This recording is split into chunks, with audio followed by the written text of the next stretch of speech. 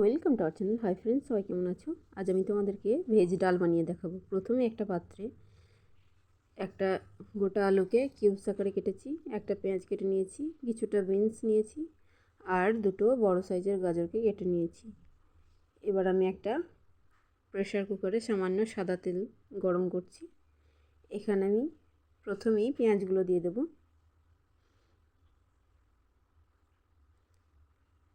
এবার পেঁয়াজটা একটু নেড়ে চেড়ে ভাজা ভাজা করে নেব।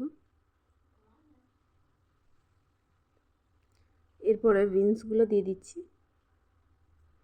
এবার গাজর কুচিগুলো সব দিয়ে দিচ্ছি একসঙ্গে।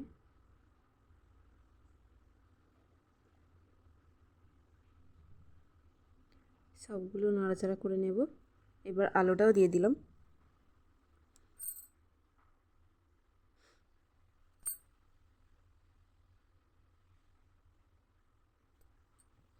এবার সামান্য পরিমাণে লবণটা দিয়ে দিচ্ছি এখানে প্রথমেই।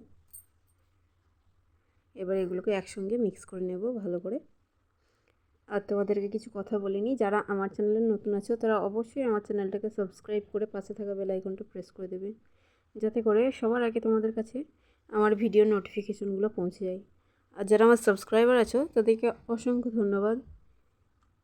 এখানে আমি সামান্য পরিমাণে লঙ্কা গুঁড়ো আর সামান্য হলুদের গুঁড়ো অ্যাড করে দিয়েছি। এবার সবগুলোকে নাড়িয়ে চাড়িয়ে নেওয়ার পরে এখানে মসুর ডালটা দিয়ে দিলাম। এটাকে ভালো করে নেড়ে নিচ্ছি আমি। দেখো, এবার এখানে আমি পরিমাণ মতো জলটা দিয়ে দেব।